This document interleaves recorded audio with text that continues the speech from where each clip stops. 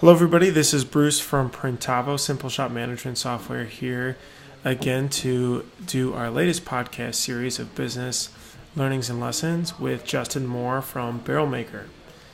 How's it going? Good, good. I really appreciate taking the time. I know you guys are super busy. Justin just moved his whole shop from Chicago to a 12,000 square foot facility with 3 autos and 3 manuals there. How was that process? It was a long process for sure. So I'm happy that it's over with, but we're still kind of in the recovering process of just getting caught up and everything. But yeah, I feel real good about it. Gotcha. So where were you guys at before? I don't know exactly. I've tried to figure that out. My guess is like about half of that, except for that included our offices too, which was probably about 1,500 square feet. So I think we had a little under 5,000 square feet. We had all the same equipment.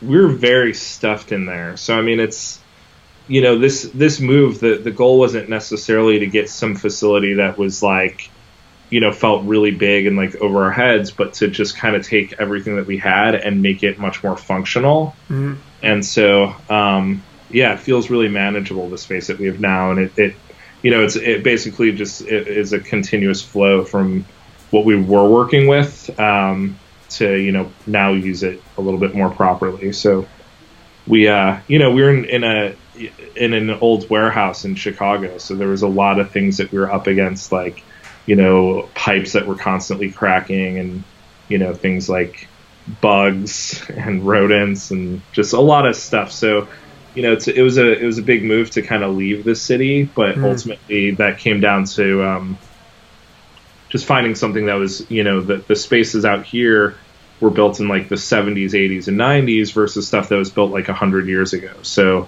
it's much newer. The light, everything's a lot more efficient. So Gotcha. Yeah. Very cool. Like a t-shirt right now inside instead of being freezing in a warehouse. So yeah, true. Yeah. And so just so people get a sense, where is your company at now, staff and revenue wise? Yeah, so we just this past year did a little over $3 million. We have currently about 18 people who work for us. And how long have you been working on the business? We started in 2009. Except for when we first started in 2009, we were kind of just making like kids clothing. So we weren't really like a custom print shop. So I feel like we started getting into sort of like the custom printing in like 2010. Got it. Yeah. Okay, got it. So 2010 to so about 6-7 years. Yeah. Ramped up to about 18 people, which is awesome growth. What? Talk to me about just how you guys started and why you kind of got into the kids' clothes and transitioned to printing for others.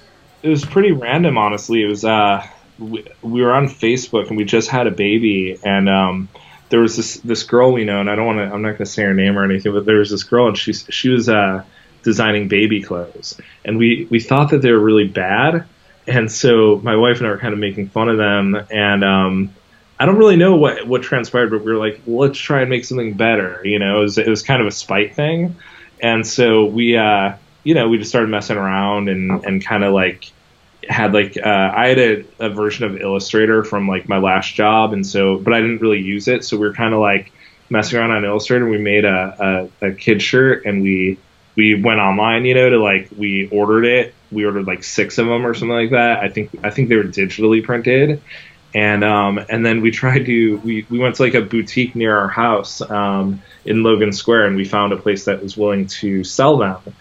So we were like, oh, cool. So we started ordering, just like 6 or 12 of these little shirts and getting them sold.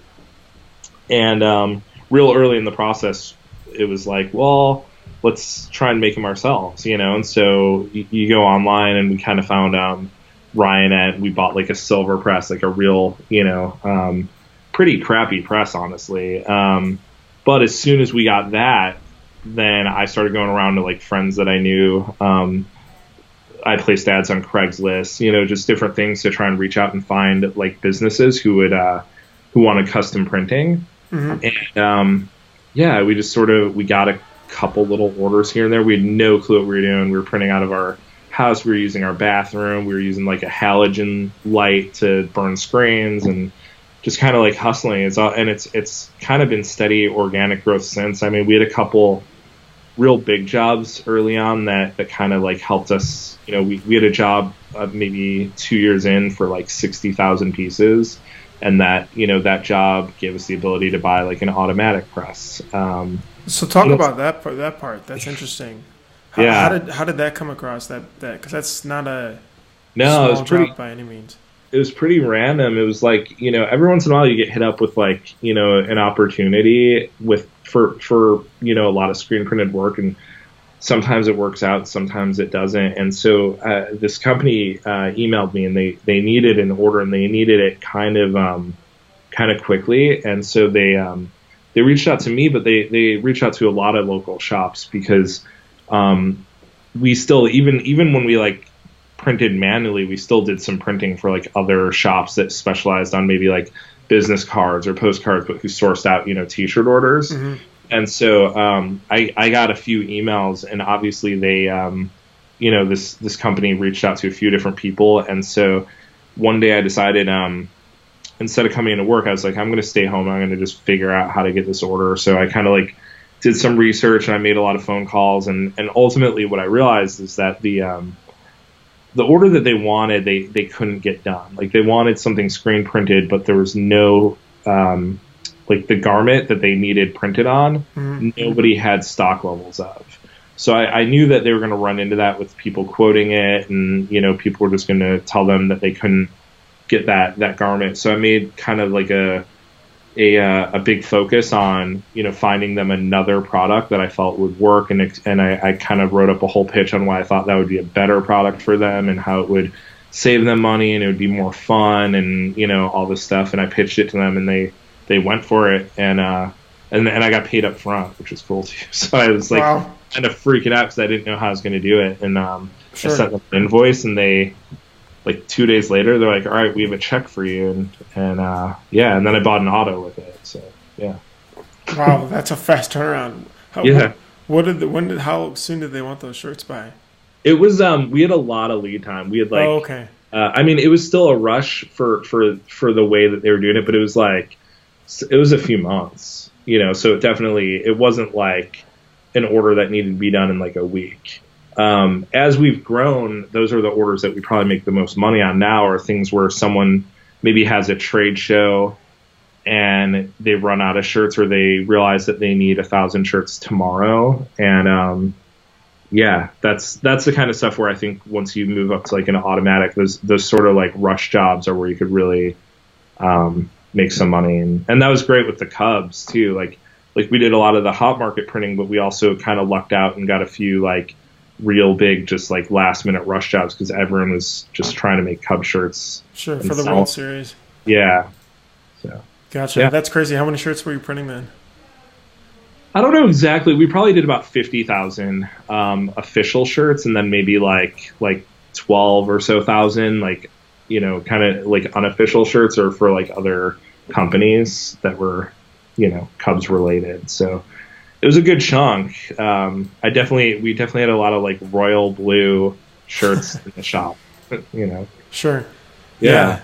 That's pretty interesting. So I'm curious, as everyone kind of looks for that one bigger job to help propel the business like that, were you think that being maybe on Yelp or having a nice website, or like how did they find you, do you think? Or was it just networking? I mean, most people that I talk to find us through our website ultimately, so I personally don't like there's, and maybe you're like this too. Like I constantly always want to redo my website. Like I look at it all the time. I hate it. Like I always hate it. But I think that like when you're constantly working on something too, there's an element of it that must be like decent. And I mean, we get a lot of stuff that is local. And then, referrals or people who, sometimes you'll work with a local company, and the person who orders from you, they move to another company, and then hopefully you stick with them and you can get the new company and kind of keep the old company. So I think, I still think word of mouth is the best way. And I could look through and the bulk of our customers really are like someone who, kind of ordered, who also knows someone else who ordered or whatever. So, I mean, we definitely try and when somebody orders from us, like kind of see who they're friends with and, get referrals. How do you do that? Like, you just cruise on their LinkedIn, or? Yeah, we do some of that, or like just having a conversation, like like if you order shirts, and maybe like hey, what other sort of like developer? Do you have any developer friends who order? Stuff like that, and kind of like typically people don't mind giving up like like a friend of theirs or something, and sometimes that really pays off, or you also kind of learn not to scoff at smaller jobs too, because, we had a job a long time ago that was a pretty small order, maybe like 20 or 25 shirts. Mm-hmm. And then the guy who ordered, his wife ended up being like a designer, or doing, I think she did branding, and, but she was connected with like Redbox. Mm-hmm. And, so like this guy ordered a small batch of shirts, but then his wife, like something happened, they needed a new vendor, and we got like a 4,000 shirt order from his wife, like maybe a month later or something, so it's just, sure, you never really know like who knows who, or, whatever. But I'll say like we don't seek out the like big jobs like that. And I know a lot of people ask me like, how do you get those bigger jobs? And typically those come more randomly. What we do seek out are kind of like your smaller, like a 50 shirt job is really that's the kind of stuff that I like. I think the smaller companies, or companies that are kind of still like, a little bit younger and starting to order their merch, and, they're still like excited to see their logo and everything, like that's the kind of stuff that I really like going after. Gotcha. And how do you really specifically go after that? Is it still, letting a person that gets a job done with you say, hey, if you have any friends, or is there other ways that you do that too? Yeah, I mean, that's the bulk of it. I mean, I do a little bit of like just straight up cold calling, or cold calling or cold emails and things like that, but not a lot of it. I don't typically get a big response to that sort of stuff, so I mean, a lot of times the best way is to email somebody at least and say, hey, I was referred by, your buddy over here. So, and even then, you get blown off. So, sure. I think you just get used to it. Yeah, just keep pushing forward. So would you say the majority of your jobs are more word of mouth, or is there other marketing channels that you guys tap? It really is mostly word of mouth. I mean, we do some AdWords, we do some Facebook ads, like, nothing crazy though. We kind of don't have a big like advertising budget. So yeah. On the Facebook and advertising side, are you guys targeting? Well, I know Facebook. Like, are you guys targeting people in the area? Is it location based, or? I try and stay local. I used to not, like, I used to really try and like seek out like a lot of other cities, but I think that it's such a big industry, and there's so many printers everywhere, and so kind of I've had that realization, I think, where like you could drive down like almost any street, especially in like a city like Chicago, or like a bigger area. You start to like drive down the street, and it's real easy to spot. There's businesses everywhere, so it's like, I could go on like a 5-minute drive and be like, well, if I could just get like one of these customers, that'd be awesome. And so we've kind of shifted everything to being pretty local, and focusing on, there's plenty of businesses in the Chicagoland area to sort of just focus on that. Gotcha. So so dialing some of those Facebook ads to be more local, and then does Google ads, are you driving those locally, or are those based on search terms? Yeah, that's more search terms, and honestly, I don't handle that part of things. I do the Facebook ads, but I have someone else who handles our Google stuff. So gotcha. Okay, cool. So going back to your story, so you guys nailed that big order, which is huge. Mm-hmm. Bought a press to help get going, which is great for the business too. Yeah. Was that like a year or 2 years in, or kind of overview from there to now? That was like 2012. Yeah. Okay.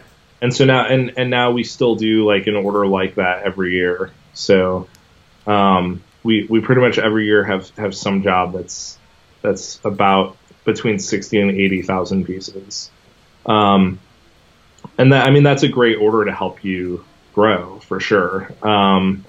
Because you're able to use kind of like an order like that to take more risks, because there's, when you have a real big job, you could kind of take some of that money and use it to maybe hire new people, and hope that that sort of pays off. So we always try and counteract a little bit. Like if we hire somebody new in production, we typically try and hire someone new sort of like on the office side of things to keep it balanced, and hope to keep pushing, like being able to write up more orders to help, offset the ability to print the orders. So that's interesting.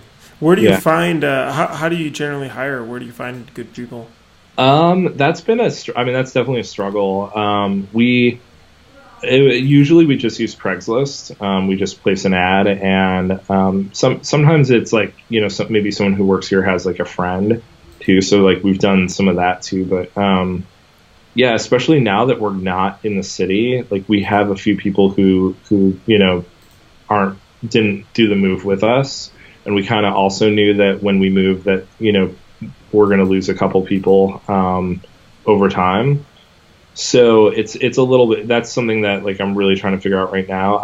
I just hired a few new people, and it was just using Craigslist again. I think typically we just kind of post something under like the art, media, design kind of area. And yeah, I mean, it's tough because if you hire, there's a lot of people who do have experience, and that's nice. But also a lot of times when you get someone with experience who's looking for a job, you don't really always know like why they're not employed, or they're leaving somewhere else. So we've kind of seen both sides of the spectrum, where we'll hire someone with experience and the experience is actually like not very helpful, or they're used to doing something a certain way that isn't how we do it. And it's almost harder sometimes than just starting with somebody who, we really try and hire just based on personalities, people that we like, that interview, and you feel like you can just talk to them. And then if you have a good relationship with someone and they're willing to work hard, then they'll start to learn how to do a lot of other things, and so, and then we've also used like, and this is something we've done more in the past year, but that's been really helpful, is using temp agencies. So I always kind of like looked down on that process of hiring just like temporary work. In screen printing, there's so many small tasks. And so, for example, like sometimes we'll get a big job that all has to be folded and bagged. Well, you could go on Facebook or whatever and just get a bunch of like your friends, or ask a bunch of people to come, but you'll get, maybe 5 people commit to coming and helping out. And then, 2 of them will be late, and 2 of them like maybe just will blow it off last minute. Sure. And it's unreliable. So the cool thing about like a temp service is, if you have certain jobs that really don't require a lot of training, where it's really just like the manual labor aspect, you kind of could pull out like all the stress of having to find someone last minute. And you also don't have to feel bad really that, maybe you only have 2 days of work, and it's like, well, they know that right off the bat, So, and actually that's how we used to hire some people, is we would be like, hey, we could use a hand for a job for like a week. And then that week's over, and, they're still there. And it's like, well, you kind of find other things. So we've had a lot of people who worked here in the past who just kind of stuck around. Yeah. But yeah, I think that's hiring people's hard. Everyone that I talk to at other shops too, I think that's a really big struggle, is finding good people, and finding sometimes you have people who you really like, or who seem like they're doing really good work, but then it's still not as good. There's maybe someone who does it a lot better too. So. Sure. Yeah. So, and you talked about keeping them happy, especially through a move like that. Obviously, if someone's living in Chicago and now it takes a bike or a bus to work, and now has to start driving, what's your thinking been around, keeping your most valued people happy as well? Yeah. So before we moved, first of all, we really tried to stay in the city. And we looked for about probably 4 or 5 months of like, a lot of different places. What we were running into with trying to find something in the city was the places that seemed to work for us ended up being further and further away from kind of central areas anyways. So like, you'd find something that maybe works, but it's like really far west or really far south. So it still wasn't really like making people's lives easier. So when we decided to move, we looked for a few things like, we tried to find somewhere where there's like a metro train nearby. So we're only like maybe about a 5-minute walk or so to a metro. Mm-hmm. And actually today was a good example of most people haven't been taking the train, but today there was really bad weather. It snowed all night, and we ended up having a few people who did come in on the train today and, made their commute 40 minutes versus some of the people who drove the highway was like a 2-hour backup. Sure. So that's something that was important. And we also kind of before we moved, we asked everybody to let us know like who's able to drive and who is interested in a ride, and kind of offered like a carpooling incentive. So people who drove other people would get like a little bit of a bonus for taking some other people with them. And we looked for a couple like little things, like there's a gym really close by, so we offered to split like a gym membership with anyone who wants to join that gym. And that way, like if someone wants to come in early to kind of offset traffic or stay late, they have something that they could do. And I think the last thing was we really tried to work with everybody to discuss hours to see if there's a way that we could sort of like set hours that would help bypass some of the traffic. So actually, initially, everyone wanted to do like a 6 a.m. start time, but then I think when people thought about it a little bit more, that became too early. So like right now, we have a little bit of a staggered schedule. Like we have some people starting at 6:30, the bulk of production starts at 7, and then the office starts at 8. Gotcha. So, and to be honest, that's actually something that sounded good in theory, but now that we're doing it, it's a little bit hard for us to be spread out like that. So now we're trying to kind of, I think Aaron and I, like the way that we operate our business is we really try and be as open-minded as possible. So we like when we make a change like that, we try and include as many people as we can, so that at least we're not making, obviously we made the decision to move. We couldn't really fix that, but we tried to make it beyond that, what are some things that we could do that would make it so that not everybody's going to leave, and yeah, a couple people who did leave are people that we really didn't think would end up leaving. So yeah, gotcha. So it was just tough for that, but that's interesting that you talk about, especially communication. Even though you're the boss, being able to work with them and try to make it as easy as possible with a shift like that. So talk about a little bit about today, like where you guys are at. You said you guys clipped $3 million last year, 18 staff members. Like taking this side of the growth, because it's there's kind of different segments that you've passed through, right? There's the first couple people where it's you and your wife printing. Then you hire your first staff and you're at 5 or 6, which seems like that's another block. Getting up to this 18 and eclipsing the 20, 25 seems like another set of challenges. Sure. Yeah.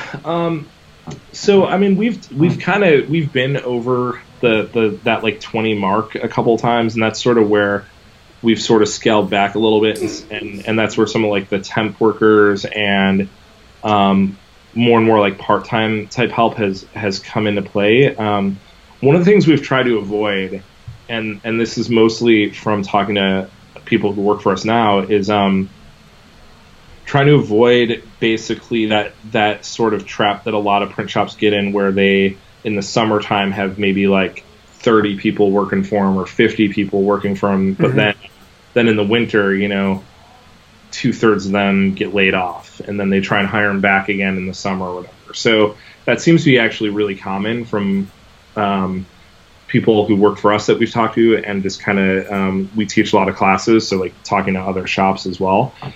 And that's honestly a really big struggle for us. I mean, we definitely hit the seasonal thing too. Like in the winter time, it is really slow, and when you hit for us, like when we get to like last July, for example, like we ran every day from 7 a.m. to 11 p.m.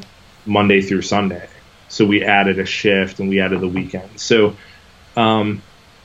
it's what we're really trying to do is hone in on having the least amount of like full-time jobs that we can, but make sure that the people who have those jobs are like really kind of pushed to their limits.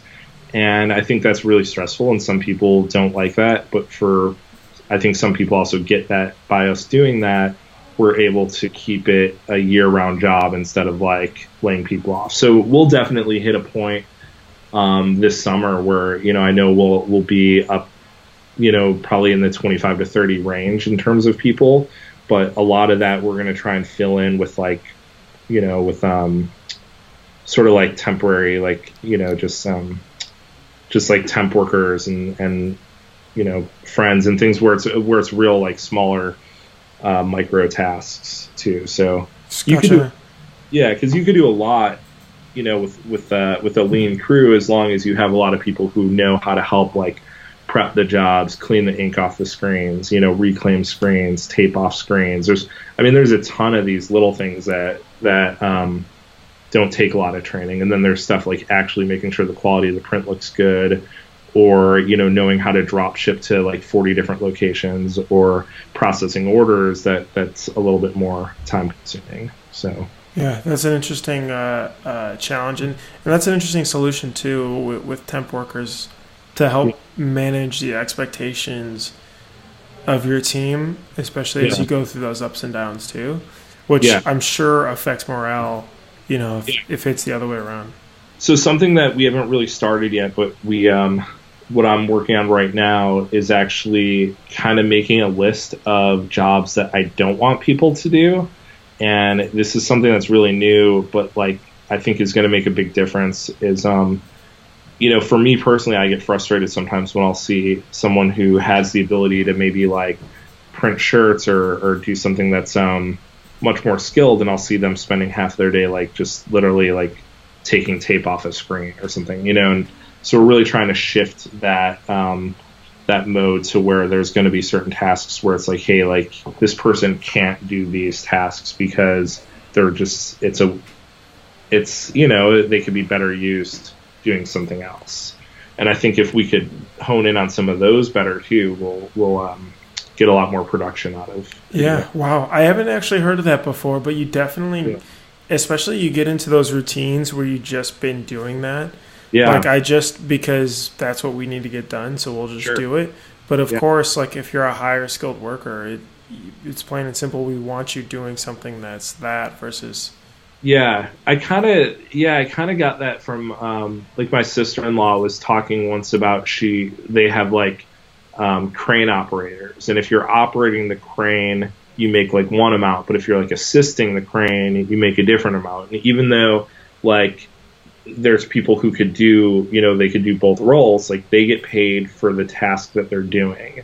And it kind of made me realize too, like when I look around the shop, like, sometimes you just see someone cleaning screens and you don't really think anything of it, but you're like, wait, like if that person was actually printing shirts right now, that would make us more money. And if I could find, someone who doesn't know how to print shirts to be cleaning screens right now, it's a better use of, who you have around the shop. And it also does build more opportunity too, because now you're bringing someone in who's reclaiming, but they have something also to try and work towards too. So I think as we've grown too, like we've realized there is a little bit of a hierarchy and like different roles that people have to learn, and trying to set some guidelines to actually being able to like do cross training and give people more opportunities along the way. So yeah, that's neat, giving people a list of things to not do. Interesting. Yeah, that's a big thing. Like I'm working on it right now, and when I think it makes a lot of sense. So yeah, well, no, 100%. You talk about the classes, and I know that you guys have been doing the Ryanette screen printing classes and helping people get started. Where did that come from, and getting involved in that? Yeah, so we started teaching classes as soon as we rented our first sort of commercial space. We started teaching classes as just a way of getting any sort of extra money we could, because we were scared that we weren't going to be able to afford our rent, you know. Okay. So we used to like teach classes, and honestly, we were teaching classes and didn't really know what we were doing. I mean, we did a little bit, but not a lot. And so, yeah, and we used to do them on, there was a site, do you know that site like Dabble? Yeah. Yes, Yeah. it's a Chicago startup, I believe. Yeah, so we used to do a bunch of like Dabble classes and just kind of small like screen printing classes. And Ryan from Ryanet, like he kind of knew we were doing some of that stuff, just from, you know, like talking to him here and there. We've been pretty close with Ryanet since we started. Like I said, we started with one of their presses. We had a lot of questions. You know, like what I used to do is I'd take an order and then I'd call someone at Ryanet and be like, hey, I already got this order and I don't know how to do it, but if you could help me get the supplies to do it, like, be awesome. And so that's, Sure. you know, we know a lot of people there and have very good relationships with them. And so after we got our first auto was an M&R, and we were moving from the third floor of our building to the first floor of our building, and it was kind of an expansion for us. And we had a really big job to do, and we really needed a new press, honestly. Like we were having some press issues, and so I was talking to Ryan and Nick Wood about they just started carrying the rock presses. So I started talking to them about those, and at the same time they were telling us kind of about the classes that they were doing, how they, you know, were having some people who, you know, when you're done with a class, you typically felt like just an evaluation, like what you felt about the class, like, you know, some of your thoughts. And I think one of the pieces of feedback that they were getting were people who took the class felt like one of the things lacking was some of the authenticity of actually being in a print shop. Because, you know, when you take the class at Ryanet, it's awesome. I mean, it's honestly, like, in a lot of ways, it's a nicer class to visit because the you know, they have AC, they have heat, they have, like, you know, a really big parking lot. It's Sure. plenty of bathrooms. It's nice. But it wasn't like realistic to what they felt the real shop was. So we kind of were, you know, hey, like, it'd be, why don't we try doing a class here? And they were doing one in New York at the time too, and I think there was some good feedback from that. So we just kind of gave it a whirl, and then yeah, I mean, it's a really good fit for us because we like doing it. We like one of the things I think we like most about it, and we've done it for a few years now. I think it's been four years now.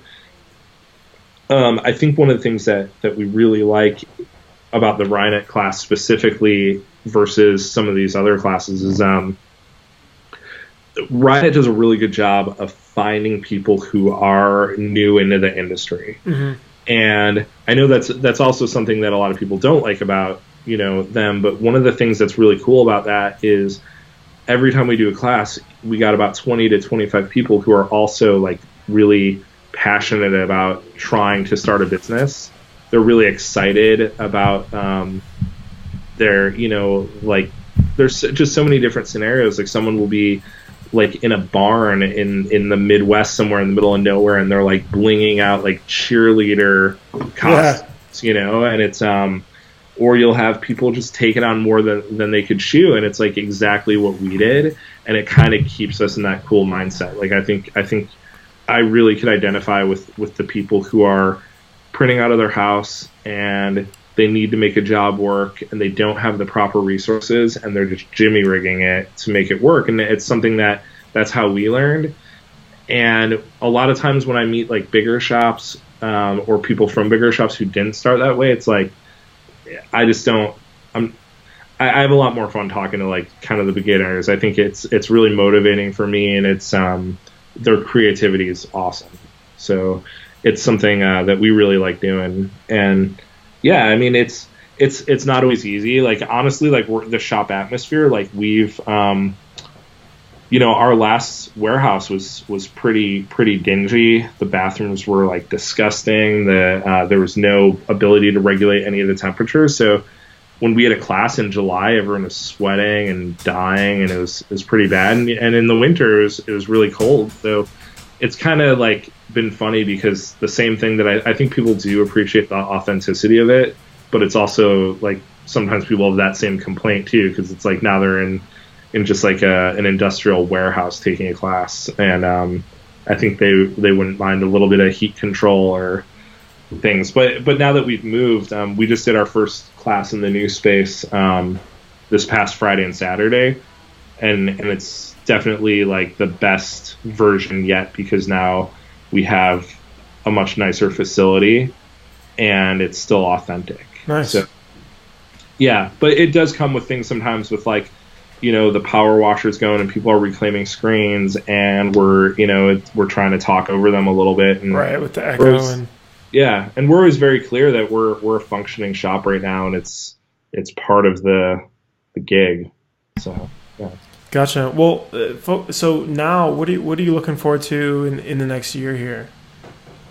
Yeah, honestly, what I'm really just kind of looking forward to is like getting our processes better. Like now that we have the proper space to really do everything, I just want to dial in on kind of like what I was just saying about the having jobs that people shouldn't do. More stuff like that. Like I want to make sure that we're working well as a crew, that people know what their jobs are, and just really hone in on doing better. You know, like I really think we care a lot about the quality of the product, and so I'm focused less on growth and more about just making sure that like what we turn out is good and that like we have our processes in line, and because I feel confident we'll continue growing organically over, you know, as we go along, but I want to make sure that we're doing things the right way. Sure. So that's kind of like really the next year is our focus to just get some things down, you know, figure out which inks we like and don't like, and you know why are we using 3 different inks? Could we use one ink? So, you know, just kind of starting to get more focused. Yeah, absolutely. Yeah. That's interesting that it's kind of like a step ladder in a way where, you know, you grow to this size. Okay, now we need to really get efficient before we can get to the next step.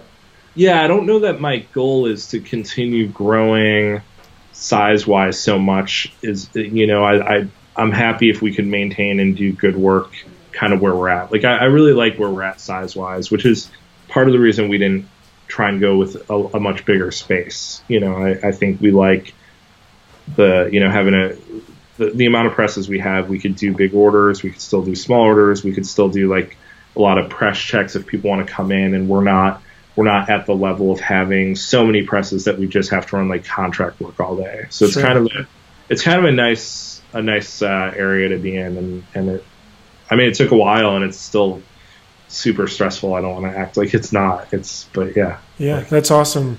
The last question I wanted to ask is if you have what would be one takeaway maybe to help a shop that's, you know, you a couple of years ago, or a lesson learned or a good takeaway? Sure. I think it's always, everything that we do is like a series of risks. Like I really think that like a lot of times when I talk to people, they're scared to quit their job, or there's, you know, and it's like the reason I think we're able to succeed is like we both quit our jobs. We both worked until, you know, and when I say we both, it's my wife and I, you know, but we early on, like we took risks. We moved out of our house into a space that, you know, it was $650 a month, which seems maybe small to some people, but that was a lot of money. And we stayed up until 2 a.m, like every night, just working really hard. And kind of what I was saying earlier too, like if we hire somebody to print, then we also try and make sure that we have that other side, the office side of that balanced. So I think there's a lot of calculated risks, and that it's, you know, if you really want to grow, you have to take those risks. And I see a lot of people who, like, they want to do stuff, but they're scared. They're scared to maybe spend the money on an inkjet printer, because what if it doesn't work? Well, you don't know until you buy it, you know, and some stuff you buy is a good deal and some stuff's not going to be. But, you know, I think at least for us, we're, and even now, like, it's still a series of like risks. You know, we hire new people. Usually when we hire people, we hire more than we could afford, and then we just push really hard to try and make sure we could pay them. So it's, it's typically like there's a lot of risk reward involved. And I think on that same token too, like it's maybe something that I wish I could be better at is being able to know when someone isn't the right fit or something isn't the right fit, right? So like it's really easy to get excited by a certain customer. Like one example that for us is we used to have a customer that had a lot of gift shops, and we printed a lot of shirts that we'd send to San Francisco, like to like Alcatraz, and it was cool. I mean, we got to do a lot of cool design work. All their orders were about 1,000 pieces, so like when you'd walk around the shop and you'd see these big orders, like it looked really cool. It was nice to have the work, but then when we started to realize, the sort of the margins on that specific customer were kind of lower than some other customers. The amount of time we were spending on artwork took longer than we wanted it to, and also as a customer, they would basically turn down shirts that were fine. Like so you have some customers who are picky and some who aren't, and it's fine to be picky. That's totally reasonable, but they kind of were at a point where it was unreasonable. So it's like if we had to reprint anything with an already low margin, we realized that we're losing money on the job. So it's not necessarily losing money, but the amount of work that went into it compared to what we really made on it, it wasn't worth it. And it took a little while to figure that out. And then we went to them and basically were like, look, like we need to charge you differently and change our processes. Otherwise we can't work with you. And now we don't work with them, but at the same time, it's better than working for them and having it consume all of our time and then not being able to pay our bills. So Sure. I think it's real easy to fall into traps with customers to try and keep them happy or get their business, but sometimes it's really not worth it, and sometimes it is too. Sometimes you have a customer that's really, really annoying, and maybe all of their designs are really, really intricate and whatever, but then you look at the financial part of it and it is worth it. So yeah. Awesome. Well, yeah. Well, that's. I think that's definitely helpful. Cool. And if we help a couple guys out there, then we definitely accomplish our goal. So, Yeah. Justin, I really, really appreciate the time. I know you guys are super busy getting straightened out there, Yeah. but thank you again. And I'm definitely gonna drive out and visit sometime soon. Yeah, dude, you're from here. I know. Right? I know. I've been at yeah. We're downtown. Our office is downtown, but in Buffalo Grove. Yeah, my Yeah. family's out there. So Yeah, that's crazy. yeah, we'll 100% be stopping by, especially as we bring on new members. We always bring our team over to Justin's shop to take a look around. So Cool. so thank you again, and we really appreciate it. Yeah, no problem. Thank you. All right. Take Bye. care.